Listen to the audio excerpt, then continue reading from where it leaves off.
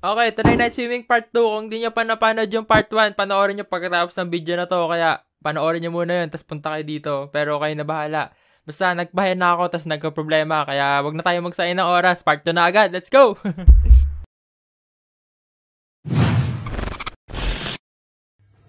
Kaya, pagkatapos nun, todo ingat na talaga ako para di masagi.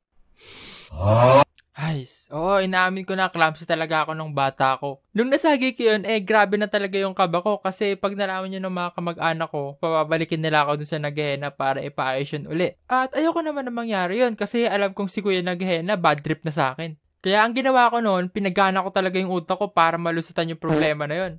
Naku, di nila to pwede makita. Kailangan ko agad mag-isip ng paraan kung paano ko to maayos. Uy, tara, swimming na tayo. Sige, una na kayo. Pinapatuyo ko pa tong henna. Isip, paano ba to?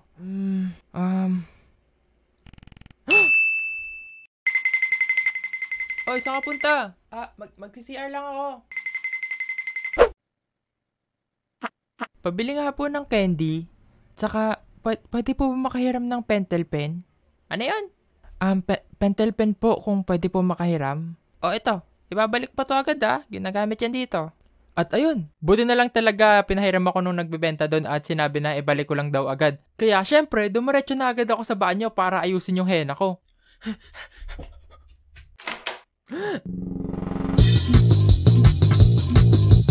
Uy, asan yung anak mo? Nandun, nag-CR lang. Hay, ewan ko ba kung ba't ko yun ginawa. Kaya nung naayos ko na yun, hinantay ko na talaga siya matuyo tapos nagsuot na ako agad ng jacket para hindi na agad nila makita. Sa bahay natulog na lang ako sa cottage namin para makaiwas ako sa mga tanong-tanong nila tungkol dun sa henna ko. At nung akala kong safe na ako, habang pauwi kami, biglang nagtanong yung tito ko, "Kamusta na yung henna mo? Okay na ba?" Okay na po. Patingin? Hindi na po. Patingin nga. Hindi na nga po. Patingin nga. Umuo na lang ako, tsaka hindi ko na pinakita sa kanya kasi baka mamaya mahalata niya pa yung pagkalagay ko ng pentel pen doon. Kaya ayun yung isa sa mga swimming experience ko o henna experience. Parang henna experience nga At hindi ko rin talaga inaasahan na magiging ganun yung gabi na yun, kaya hindi ko talaga yun makakalimutan. Kaya kung kayo, magpapahenna kayo, iingatan nyo talaga na hindi masagi habang hindi pa tuyo. Baka mamaya matulad kayo sa akin. Kaya pagkatapos ng swimming na yon, hinatid na kami sa bahay namin, nakapagpahinga na rin kami sa wakas, at yung henna ko naman, ayun, chill lang siya kahit na may patong na siya ng ink ng pentel pen. Kaya ayun yung night... Ano yun? Wait nga.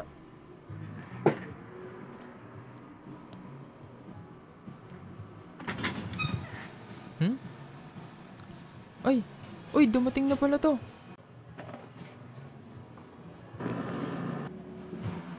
Okay, tanggalin ko muna to kasi unbox natin tong isa.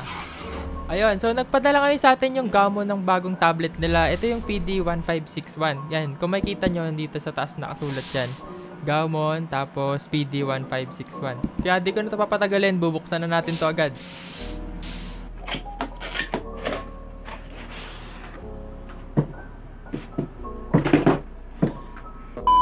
At pagbukas ng box, una kong nakita tong quick start guide at kasama na dito yung gloves niya sa loob.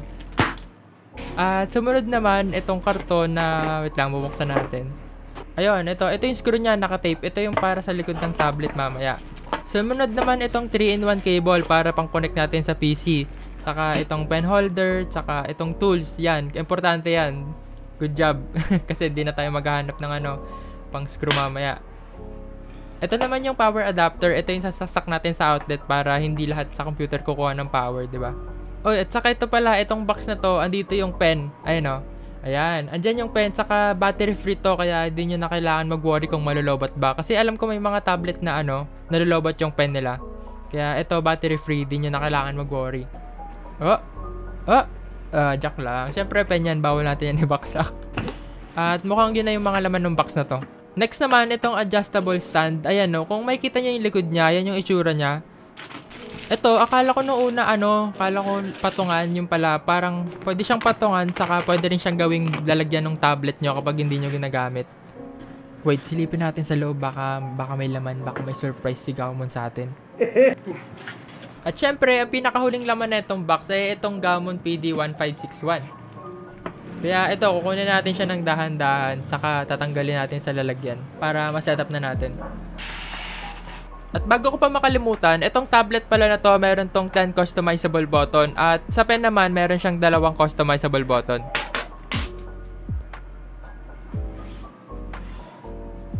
At ito naman yung stand na i-screw lang natin sa likod.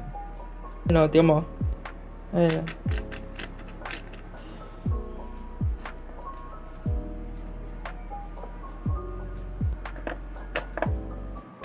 Para ma-adjust naman tong stand, ihilahin nyo lang tong maliit na to. Ayan o. Kukunin ko na lang tong wire. Ito. Ito yan. Saka ito. Ayan. Tapos magagamit na natin to. At ngayon nakakonect na siya dito sa computer ko. Bali, pipindutin ko lang tong power para mag-on. At para naman magamit ito ng maayos at saka ma-customize nyo yung mga button, i-download nyo lang yung drivers niya sa page ng Gaomon. Ayaw nga pala, bago ko makalimutan, andito nakalagay yung mga extra nib niya sa lalagyan ng pen. Kaya, ayun.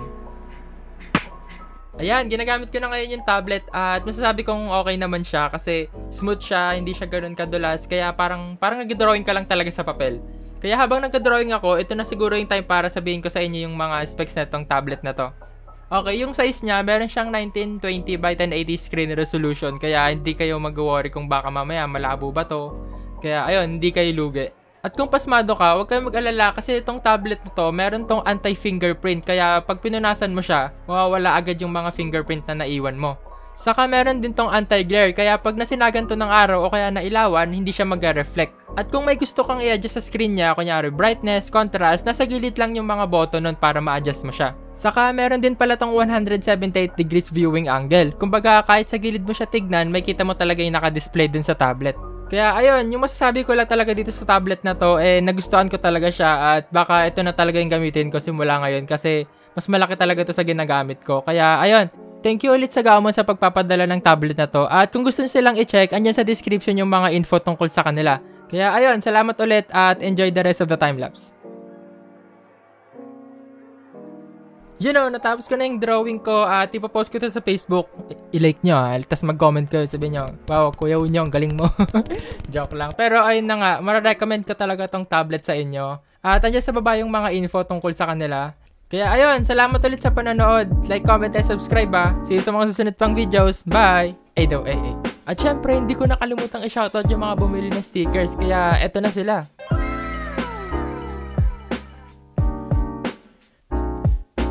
Kaya ayun, para sa mga hindi pa bumili, alam nyo na.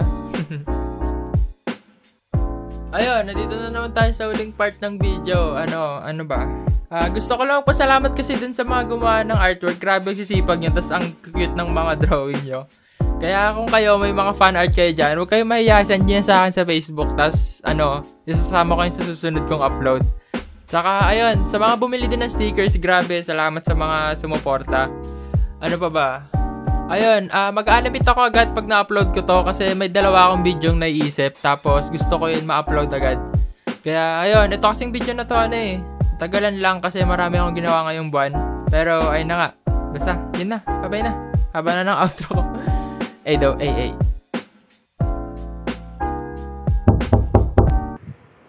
Ano na naman yun? May kumakatok na naman.